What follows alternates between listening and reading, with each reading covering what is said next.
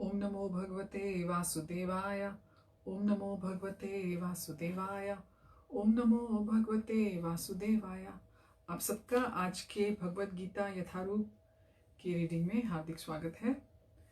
हम श्लोक नंबर 13 से अपनी रीडिंग कंटिन्यू करेंगे। मूकं करोति वाचालं पंगुं लंघयते गिरिं यत्कृपातमहं वंदे श्री गुरुं दीनतारिणं परमानंद माधवं श्री चैतन्य ईश्वरं। हरि ओम तत्सत्। महात्मानस्तु मां पार्थ दैवीं प्रकृतिमाश्रिताः भजन्ते अनन्यमनसो ज्ञात्वा भूतादिमव्ययम्। हे पार्थ, मोह मुक्त महात्माजन दैवी प्रकृति के संरक्षण में रहते हैं। वे पूर्णतः भक्ति में निमग्न रहते हैं क्योंकि वे मुझे आदि और अविनाशी भगवान के रूप में जानते हैं। तात्पर्य द्वारा श्रीला प्रभुपाद की जय। इस श्लोक में महात्मा का वर्णन हुआ है। महात्मा का सबसे पहला लक्षण यह है कि वह दैवी प्रकृति में स्थित रहता है। वह भौतिक प्रकृति के अधीन नहीं होता। और यह होता कैसे है, इसकी व्याख्या 7वें अध्याय में की गई है। जो भगवान श्री कृष्ण की शरण ग्रहण करता है वह तुरंत ही भौतिक प्रकृति के वश से मुक्त हो जाता है। यही वह पात्रता है। जो ही कोई भगवान का शरणागत हो जाता है वह भौतिक प्रकृति के वश से मुक्त हो जाता है। यही मूलभूत सूत्र है। तटस्था शक्ति यानी कि जो मार्जिनल शक्ति जिसको हम बोलते हैं एनर्जी, जो मटेरियल एनर्जी है, शक्ति होने के कारण जीव ज्यों ही भौतिक प्रकृति के वश से मुक्त होता है त्यों ही वह आध्यात्मिक प्रकृति के निर्देशन में चला जाता है। आध्यात्मिक प्रकृति का निर्देशन ही दैवी प्रकृति कहलाती है।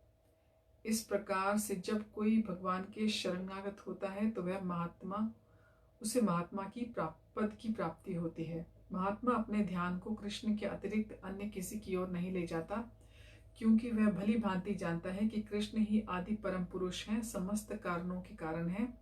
इसमें तनिक भी संदेह नहीं है। ऐसा महात्मा अन्य महात्माओं या शुद्ध भक्तों की संगति से प्रगति करता है। शुद्ध भक्त तो कृष्ण के अन्य स्वरूपों यथा चतुर्भुज महाविष्णु रूप से भी आकृष्ट नहीं होते। वे न तो कृष्ण के अन्य किसी रूप से आकृष्ट होते हैं, न ही वे देवताओं या मनुष्यों के किसी रूप की परवाह करते हैं। वे कृष्ण भावनामृत में केवल कृष्ण का ध्यान करते हैं।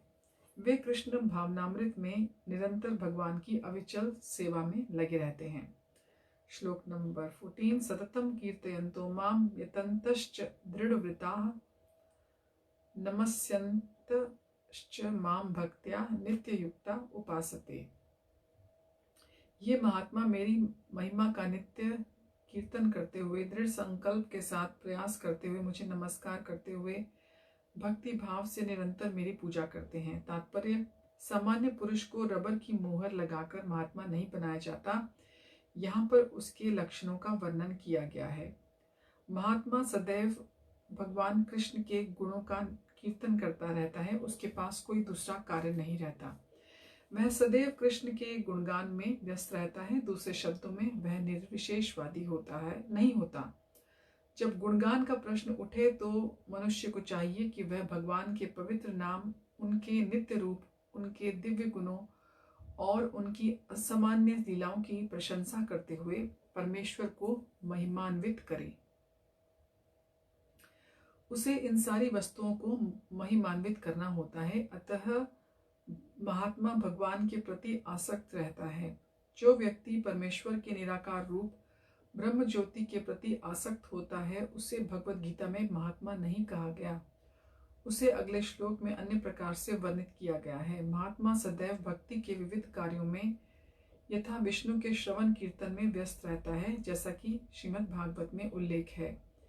यही भक्ति श्रवणम कीर्तनम विष्णु तथा स्मरणम है। ऐसा महात्मा अंततः भगवान के 5 दिव्य रसों में से किसी एक रस में उनका सानिध्य प्राप्त करने के लिए दृढ़व्रत होता है। इसे प्राप्त करने के लिए वह मनसा वाचा कर्मणा अपने सारे कार्यकलाप भगवान कृष्ण की सेवा में लगाता है।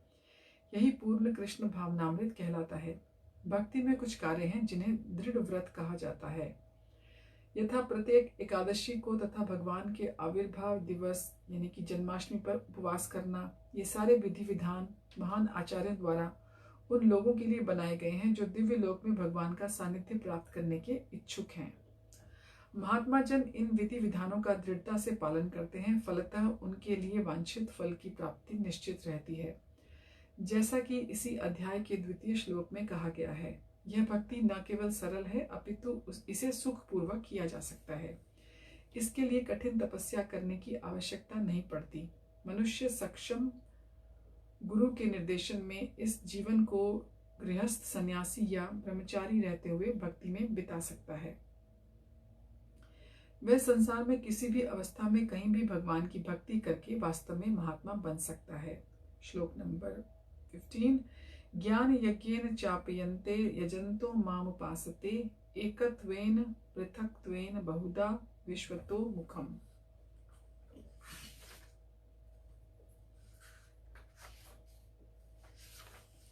अन्य लोग जो ज्ञान के अनुशीलन द्वारा यज्ञ में लगे रहते हैं, वे भगवान की पूजा उनके अद्वय रूप में, विविध रूपों में और विश्व रूप में करते हैं। तात्पर्य, यह श्लोक पिछले श्लोकों का सारांश है। भगवान अर्जुन को बताते हैं कि जो विशुद्ध कृष्ण भावनामृत में लगे रहते हैं और कृष्ण के अतिरिक्त अन्य किसी को नहीं जानते, वे महात्मा कहलाते हैं। तो भी कुछ ऐसे लोग होते हैं जो वास्तव में महात्मा पद को प्राप्त नहीं होते, किंतु वे विभिन्न प्रकारों से कृष्ण की पूजा करते हैं। इनमें से कुछ का वर्णन अर्थार्थी, ज्ञानी और जिज्ञासु के रूप में किया जा चुका है, किंतु फिर भी कुछ ऐसे लोग होते हैं जो इनसे भी निम्न होते हैं। इन्हें 3 कोटियों में रखा जाता है।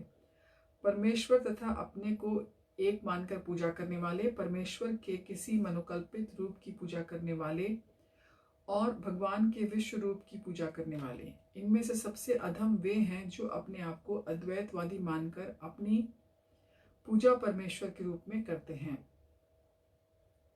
और इन्हीं का प्राधान्य भी है। ऐसे लोग अपने को परमेश्वर मानते हैं और इस मानसिकता के कारण वे अपनी पूजा आप करते हैं। यह भी एक प्रकार की ईश पूजा है, क्योंकि वे समझते हैं कि वे भौतिक पदार्थ न होकर आत्मा है। कम से कम ऐसा भाव तो प्रधान रहता है। सामान्यतया निर्विशेषवादी इस प्रकार से परमेश्वर की को पूजते हैं। दूसरी कोटि के वे लोग हैं जो देवताओं के उपासक हैं, जो अपनी कल्पना से किसी भी स्वरूप को परमेश्वर का स्वरूप मान लेते हैं। तृतीय कोटि में वे लोग आते हैं जो इस ब्रह्मांड से परे कुछ नहीं सोच पाते। वे ब्रह्मांड को ही परम जीव या सत्ता मानकर उसकी उपासना करते हैं। यह ब्रह्मांड भी भगवान का एक स्वरूप है। श्लोक नंबर 16। अहम क्रतुरहम यज्ञः स्वदाहम महम औषधम मंत्रो अहम हमेवाज्य महमग्निरहम हुतम। किंतु मैं ही कर्मकांड, मैं ही यज्ञ, पितरों को दिए जाने वाला तर्पण, औषधि, दिव्य ध्वनि, घी, अग्नि और आहुति हूँ। तात्पर्य, ज्योतिषोम नामक वैदिक यज्ञ भी कृष्ण हैं। स्मृति में वर्णित महायज्ञ भी वही हैं। पितृलोक को अर्पित तर्पण या पितृलोक को प्रसन्न करने के लिए किया गया यज्ञ, जिसे घृत रूप में एक प्रकार की औषधि मान के किया जाता है, वह भी कृष्ण है। इस संबंध में जिन मंत्रों का उच्चारण किया जाता है वे भी कृष्ण हैं। यज्ञों में आहुति के लिए प्रयुक्त होने वाली दूध से बनी अनेक वस्तुएं भी कृष्ण हैं। अग्नि भी कृष्ण है, क्योंकि यह अग्नि 5 तत्वों में से एक है, अतः वह कृष्ण की भिन्ना शक्ति कही जाती है। दूसरे शब्दों में, वेदों के कर्म कांड भाग में प्रतिपादित वैदिक यज्ञ भी पूर्ण रूप से कृष्ण है। अथवा यह कह सकते हैं कि जो लोग कृष्ण की भक्ति में लगे हुए हैं, उनके लिए यह समझना चाहिए कि उन्होंने सारे वेद विहित यज्ञ संपन्न कर लिए हैं। श्लोक नंबर 17। पितामहस्य जगतो माता धाता पितामह वेद्यम पवित्रम ओंकार ऋक्साम यजुरेव च। मैं इस ब्रह्मांड का माता, पिता, आश्रय और पितामह हूँ।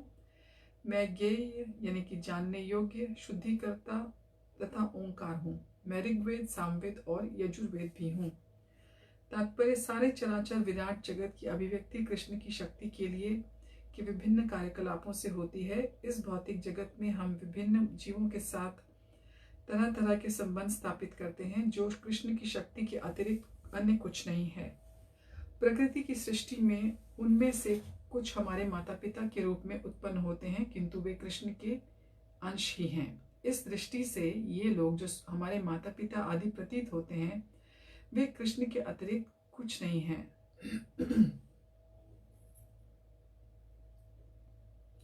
इस श्लोक में आए धाता शब्द का अर्थ सृष्टा है। न केवल हमारे माता पिता कृष्ण के अंश रूप हैं, अपितु इनके सृष्टा दादी तथा दादा कृष्ण हैं। वस्तुतः कोई भी जीव कृष्ण का अंश होने के कारण कृष्ण है। अतः सारे वेदों के लक्ष्य कृष्ण ही हैं। हम वेदों से जो भी जानना चाहते हैं वह कृष्ण को जानने की दिशा में होता है। जिस विषय से हमारी स्वाभाविक स्थिति शुद्ध होती है वह कृष्ण है। इसी प्रकार जो जीव वैदिक नियमों को जानने के लिए जिज्ञासु रहता है वह भी कृष्ण का अंश अतः कृष्ण भी है। समस्त वैदिक मंत्रों में ओम शब्द, जिसे प्रणव कहा जाता है, एक दिव्य ध्वनि कंपन है और यह कृष्ण भी है। चूंकि चारों वेदों ऋग्वेद, यजुर्वेद, सामवेद और अथर्ववेद में प्रणव या ओंकार प्रधान है, अतः इसे कृष्ण समझना चाहिए।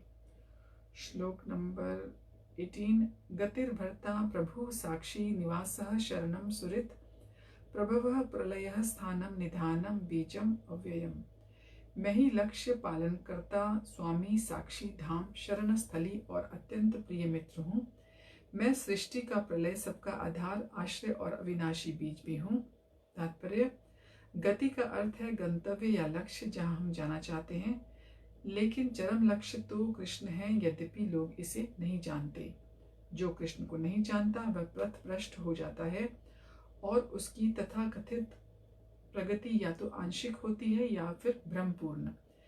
ऐसे अनेक लोग हैं जो देवताओं को ही अपना लक्ष्य बनाते हैं और तदनुसार कठोर नियमों का पालन करते हुए चंद्रलोक, सूर्यलोक, इंद्रलोक, महरलोक जैसे विभिन्न लोकों को प्राप्त होते हैं, किंतु ये सारे लोग कृष्ण की ही सृष्टि के कारण कृष्ण हैं और नहीं भी हैं। ऐसे लोग भी कृष्ण की शक्ति की अभिव्यक्तियां होने के कारण कृष्ण हैं, किंतु वस्तुतः वे कृष्ण की अनुभूति की दिशा में सोपान का कार्य करते हैं। कृष्ण की विभिन्न शक्तियों तक पहुंचने का अर्थ है अप्रत्यक्षतः कृष्ण तक पहुंचना।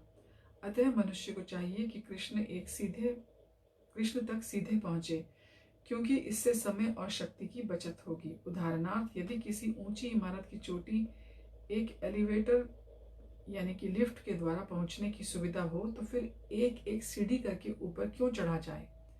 सब कुछ कृष्ण की शक्ति पर आश्रित है, अतः कृष्ण की शरण लिए बिना किसी वस्तु का अस्तित्व नहीं हो सकता। कृष्ण परम शासक हैं, क्योंकि सब कुछ उन्हीं का है और उन्हीं की शक्ति पर आश्रित है। प्रत्येक जीव के हृदय में स्थित होने के कारण कृष्ण परम साक्षी हैं। हमारा घर, देश और लोग जहाँ पर हम रह रहे हैं, सब कुछ कृष्ण का है। शरण के लिए कृष्ण परम गंतव्य है। अतः मनुष्य को चाहिए कि अपनी रक्षा या अपने कष्टों के विनाश के लिए कृष्ण की शरण ग्रहण करे। हम चाहे जहाँ भी शरण लें, हमें जानना चाहिए कि हमारा आश्रय को जीवित शक्ति होनी चाहिए। कृष्ण परम जीव हैं। चूंकि कृष्ण हमारी उत्पत्ति के कारण या हमारे परम पिता हैं, अतः उनसे बढ़कर ना तो कोई मित्र हो सकता है, न शुभ चिंतक। कृष्ण सृष्टि के आदि, उद्गम और प्रलय के पश्चात परम विश्राम स्थल हैं। अतः कृष्ण सभी कारणों के शाश्वत कारण हैं। श्लोक नंबर 19। तथाम्यहं महं वर्षं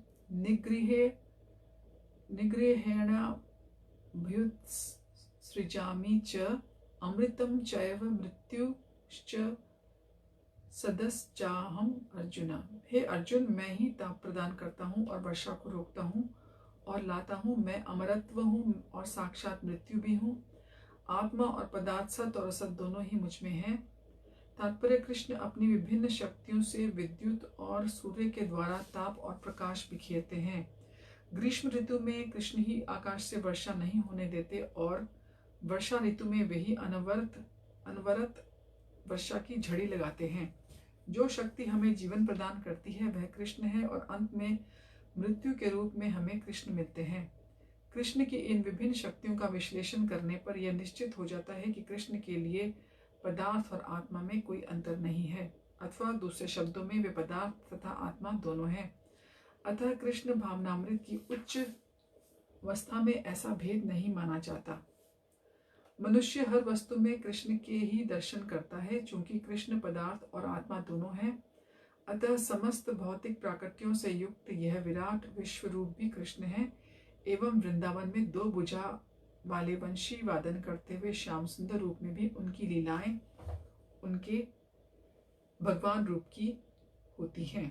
श्लोक नंबर 20। त्रैविद्या माम सोमपाः पूत पापा यज्ञे रिष्टद्वा स्वर्गतिम प्रार्थयन्ते ये पुण्यमासाद्य सुरेंद्रलोक मशनन्ति दिव्यानदीवी देवभोगान। जो वेदों का अध्ययन करते तथा सोमरस का पान करते हैं, वे स्वर्ग प्राप्ति के लिए गवेषणा करते हुए अप्रत्यक्ष रूप से मेरी पूजा करते हैं। वे पाप कर्मों से शुद्ध होकर इंद्र के पवित्र स्वर्गिक धाम में जन्म लेते हैं, जहां वे देवताओं का सा आनंद भोगते हैं। तात्पर्य: त्रैविद्या शब्द 3 वेदों साम, यजु और ऋग्वेद का सूचक है। जिस ब्राह्मण ने इस 3 वेदों का अध्ययन किया है, वह त्रिवेदी कहलाता है। जो इन 3 वेदों से प्राप्त ज्ञान के प्रति आसक्त रहता है, उसका समाज में आदर होता है। दुर्भाग्यवश वेदों के ऐसे अनेक पंडित हैं जो उनके अध्ययन के चरम लक्ष्य को नहीं समझते। इसलिए कृष्ण अपने को त्रिवेदियों के लिए परम लक्ष्य घोषित करते हैं। वास्तविक त्रिवेदी भगवान के चरण कमलों की शरण ग्रहण करते हैं और भगवान को प्रसन्न करने के लिए उनकी शुद्ध भक्ति करते हैं। भक्ति का सूत्रपात हरे कृष्ण मंत्र के कीर्तन और साथ साथ कृष्ण को वास्तव में समझने के प्रयास से होता है। दुर्भाग्यवश जो लोग वेदों के नाम मात्र के छात्र हैं, वे इंद्र और चंद्र जैसे विभिन्न देवों को आहुति प्रदान करने में रुचि लेते हैं। ऐसे प्रयत्न से विभिन्न देवों के उपासक निश्चित रूप से प्रकृति के निम्न गुणों के कलमश से शुद्ध हो जाते हैं। फलस्वरूप वे उच्चतर लोकों यथा महरलोक, जनलोक, तपलोक आदि को प्राप्त होते हैं। एक बार इन उच्च लोकों में पहुंचकर वहां इस लोक की तुलना में लाखों गुना अच्छी तरह इंद्रियों की तुष्टि की जा सकती है।